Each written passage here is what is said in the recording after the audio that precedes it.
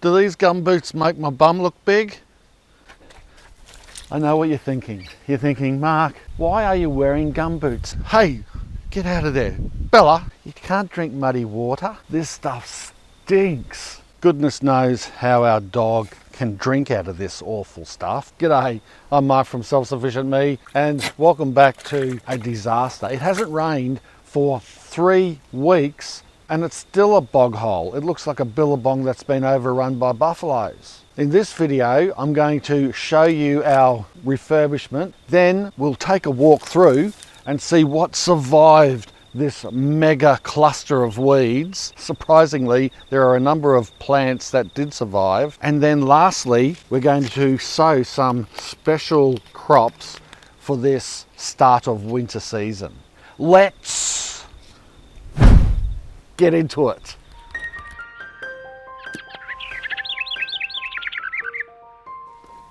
First of all, I need to pay tribute to my son Luke, because if it wasn't for him coming in here and tidying this place up, you wouldn't be able to see me right now.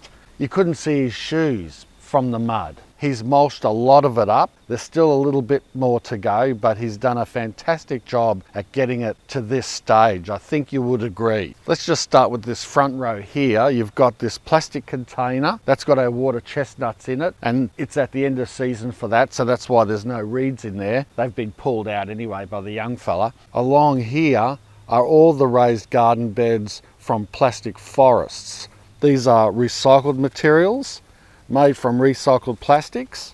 And in this first one here, this one actually did have something in it, and that was the elephant yam. Big leaves coming off. It's quite a large plant. Here we go. Look at that. Oh my goodness. We'll harvest this one. Yeah, check it out. Cool, hey? Elephant yam. Haven't eaten it before. It's heavy, it's dense. It's like a sweet potato feel, more knobbly, obviously. I'm not sure how it tastes, but I'm keen to give it a go. So there wasn't a lot in this bed, some eggplant in here and some chilies from memory, and the same with this one here.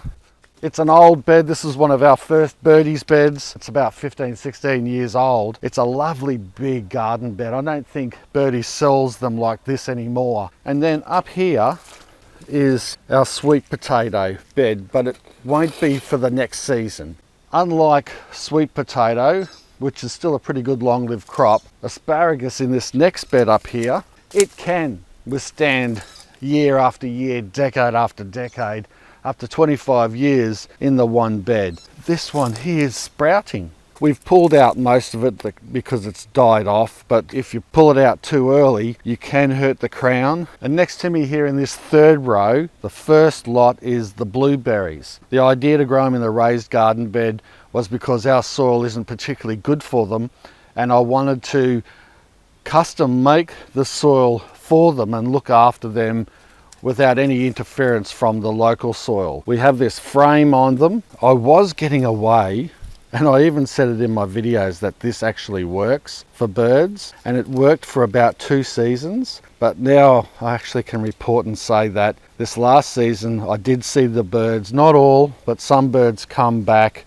and start getting used to the tape, the reflective tape, and they're starting to eat the berries again. So I'm glad I left the frame in place, because that will just help with netting and to stop those birds from gobbling down all our blueberries. Moving down, this bed here is a dwarf coconut. Yes, small coconuts as well. So not just a small coconut tree or palm. I planted it in a raised bed again so I could curate the soil. And in here, I've put a really loose sandy soil, trying to mimic the beach. And next one down is another kind of weird crop that I wanted to put in a raised bed to see how it goes. This is a mini royale cherry. Yes, a cherry in a subtropical climate. Cherries typically need a substantial amount of chill hours. This one doesn't need as much.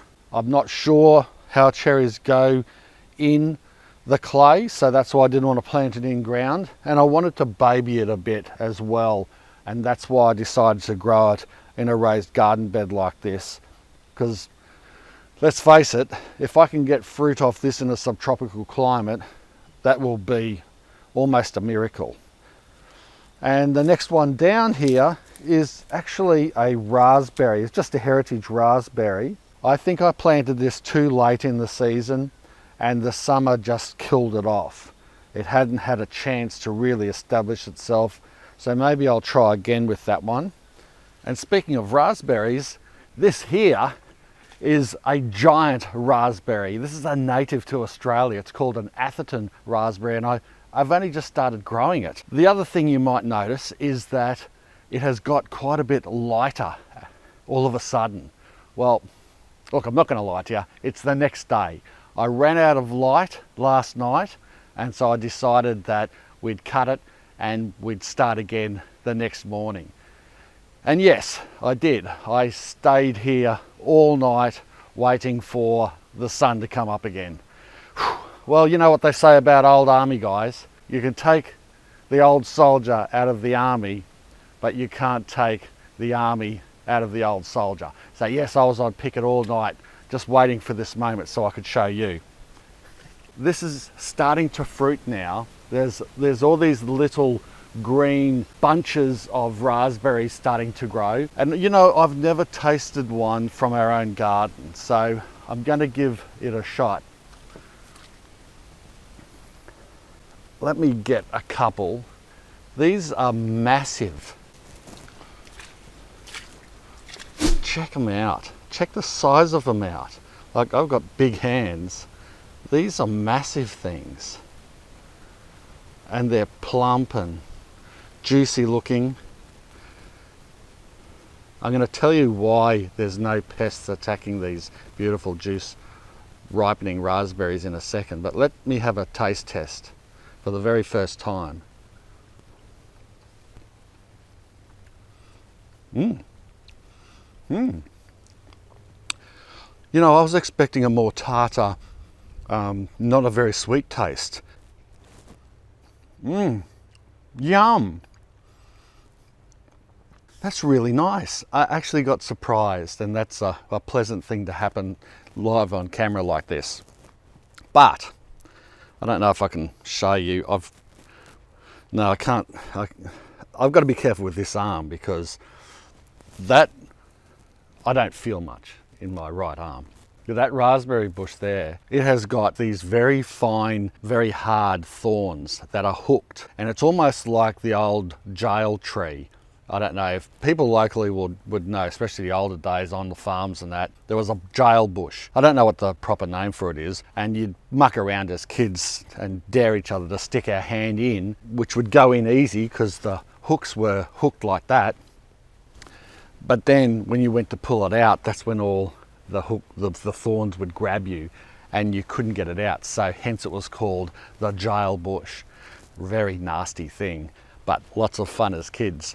That reminds me of that, except that's better. It actually grows something to eat. The beauty of it is though, even though it's like a little bit dangerous and a bit of a mongrel to grow, the birds and the pests and the possums, they don't touch it because it's just too much of a bugger for them to try to get the fruit. Moving down this bed here, we grew some potatoes in it. It was a Congo potato that we tried, a purple one. They're quite nice. I'm going to grow them again this year. And this one here, you can see this straggly plant. This is a yacon, and it produces a sweet tuber that I might try and dig some out now.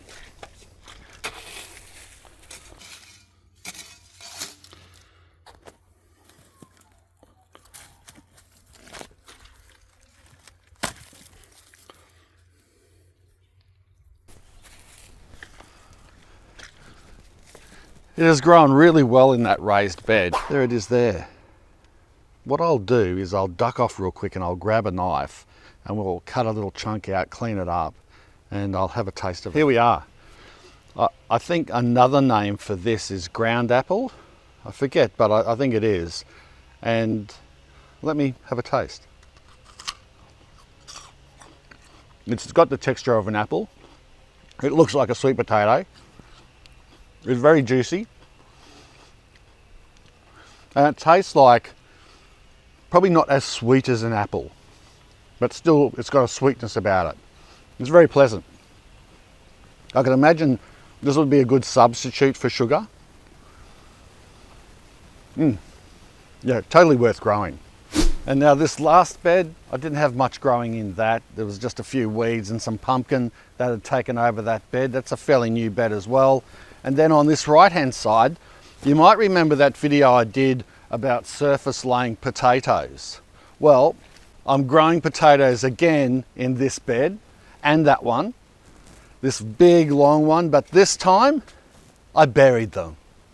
And so that's what that video is going to be about. The interesting thing is that in that big long bed, they're not just new potatoes.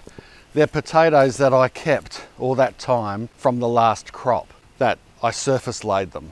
So I'm replanting the smaller ones that I saved, and we're going to see if I can get a better crop out of that subsequent crop by burying them. I think I can. And in that other little one, I've just put some store-bought potatoes in there that had gone green, and we'll see how they go. And finally, let's get to sowing some seed down the back here. I'm just going to sow them in probably the first 3 middle beds there. I'll give it a bit of a preparation first and put some mulch on top. But what I'm going to sow is onions, broccoli, and beetroot. So I'll give you the names of them. It's going to be an early white Spanish mid-season onion, an early Australian brown onion. I've had good success with them in the past. And this gladiator onion. 2 packets of them. Boondy Seeds I got them from, is it? Yeah, they're pretty good. And I like the brown Australian type onions. They do well in our climate. And then this Detroit dark red beetroot. And the F1 winter broccoli. So it's a hybrid, early winter broccoli it is. A hybrid. I don't mind growing hybrids occasionally. The problem with hybrids is you can't resave the seed and keep growing it subsequently down the track. So they're not heritage, but often hybrids are bred better and are better growing, better disease resistance, better tasting even sometimes. So I'm going to give that one a go and see if we can get a good crop out of it. I'm going to be going with this Vegemite again. I've used it before. It's not something that I'm trying to spruik or anything. It's something I'm trialing. I've heard a lot of good about Vegemite, and you can buy it online. I get mine from Australian Landscaping Supplies. I'm not going to use too much. Just going to sort of use it liberally, but not like you're trying to top the bed up. This is just rock dust, rock minerals. It also has fertilizer in it, but not a heap. They have a fruit blend as well. The fruit blend is a little more potent.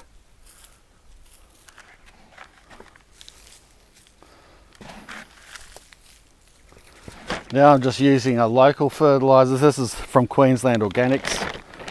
This is an organic fertilizer. It's a pelletized fertilizer, probably mostly chicken poo. It's called their Organic Booster. Probably a bit like Rooster Booster and those other ones you can get from other stores. This is sugarcane mulch. I bought it in bulk. If you want to know more about it, you can watch a couple of my other videos. I did, especially my last one.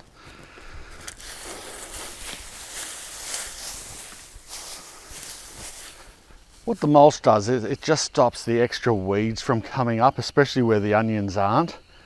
I find that onions are a sparse crop and you can take forever weeding them and continuing to weed them. If you've got mulch down, it also protects the crop and protects the root zone and keeps them nice and warm, especially through our winter, and cooler as we get into summer as the onions are maturing.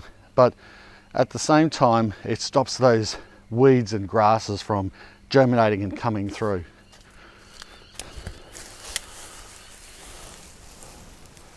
Nice and thick, about 3 inches at least. What I'm going to do now is part the mulch like Moses. And I think I will do it in a kind of oval fashion. And this will give me some space to sow the onion seed. Leaving a little trench.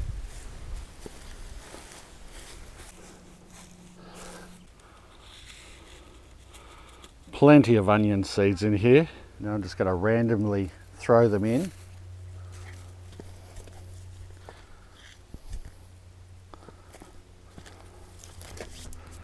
Better to oversow than undersow.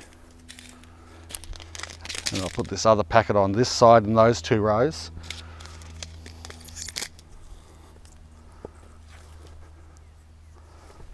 And now I've got a commercial seed raising mix, and all I'm going to do is scatter that on top of these rows, on top of the seeds that I've just sowed, rather than digging those seeds in.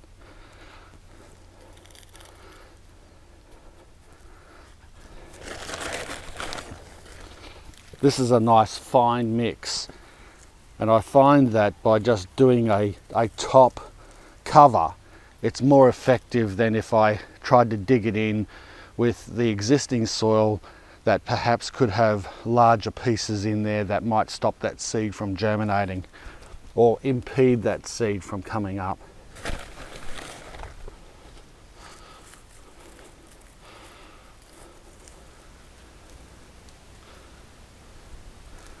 Okay, now that I've laid that seed raising mix on top of those seeds, I just go through and I'm going to pat them down.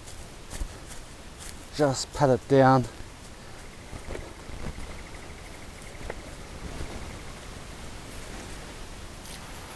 Now I could have watered this in and that other bed before I started putting the mulch on and before I started putting the seeds down, because sometimes it's good to water that, say, rock minerals and the fertilizer in before you start putting the seeds on, because they can, the fertilizer especially, can burn the seeds, and you don't want that. But if you do it the other way around like I'm doing now, it's probably not going to hurt, because the water settles everything and washes everything, and it shouldn't be much of an effect. But yeah, good watering in, and you want to keep this moist, of course, for the next few weeks until you start seeing them germinate and coming through.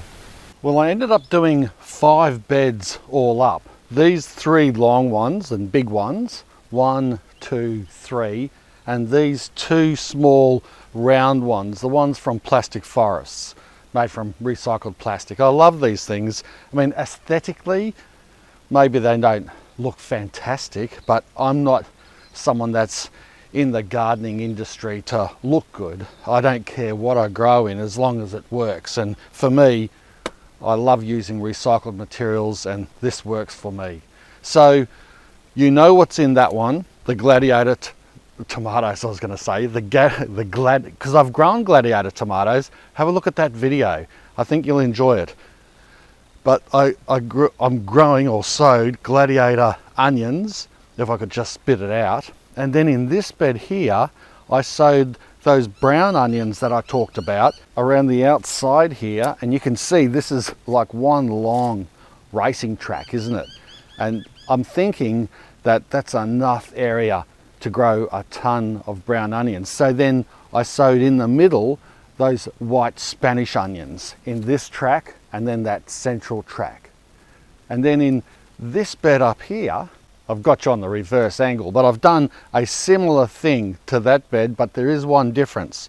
It's got the racing course around the oval, but I don't have that center island. Now, for most of you, you would be bored to tears hearing that, but for an avid gardener, having an island or no island might be an interesting point for you. But I'm growing those Detroit beetroot in here. Hey Bella, how you going?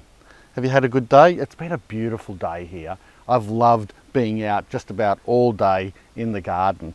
It is my zen zone. Anyway, keep going. So the beetroot, what I wanted to talk about was, when you're sowing beetroot, it's a funny thing because each seed contains several plants and you can't divide them up. You have to wait till they come up before you divide them up. So what I can do when all these beetroot come up, I can leave them and they'll grow together in bunches and be fairly crowded. And I've done a lot of videos about crowd growing before. Then you can harvest them as you go, harvest them as baby beets, and then let the other ones grow on and get bigger. That's the way I probably will do it. The other way you can do it is once they all come up, then you can divide those, you can pull up those, gently pull up those seedlings, divide them up, and you can then spread them out to about 25 centimeters, so you've got a good space for each plant in this bed, and then you can use the other seedlings and put them in other beds and then let them grow all to full size. In these two round beds here, I was going to sow early winter broccoli, but when I opened up the packet of seed, I realized that there wasn't a lot of broccoli seed in that packet. So I decided just to sow them in this one bed here. I like to make sure that I got seedlings coming up, so I always oversow. And then I went in the shed and I found a packet of old fennel. I'm not sure if that's going to work, how old it is, but I sowed the fennel in this, on the left hand side here, this round bed, pretty liberally, like I mean heaps of it, because if the seed is kaput, well maybe, hopefully 1 or 2 will still come up, maybe 10, that'd be nice. And if they all come up, well we'll have baby fennel with potatoes and fish and whatever, so that won't matter, or we can transplant them out, all good. Yeah, all in all a pretty satisfying day, even if it was in the mud. And this is going to be one of the last times I'll walk through this for quite a while. Oh, check this out. Oh, there's that bloomin' raspberry. Oh, probably just ripped my arm open. Huh, there you go, sitting in the mud for probably months and it's still good.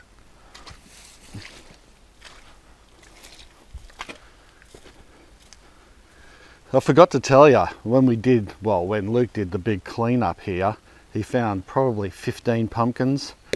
So it just goes to show they'll grow through a weedy forest as well. Looks like a few rodents have had a gnaw into it, but we'll be able to salvage some of that.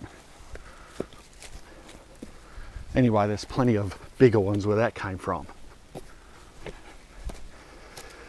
Oh. Well, I hope you enjoyed the video. If you did, make sure you give it a big swampy thumbs up. And remember, even in a disaster zone, you can still grow veggies and garden. Just got to get into it. Thanks a lot for watching. Make sure you subscribe if you haven't already and share the video around because that helps my channel out heaps. Bye for now. Cheers. Whew.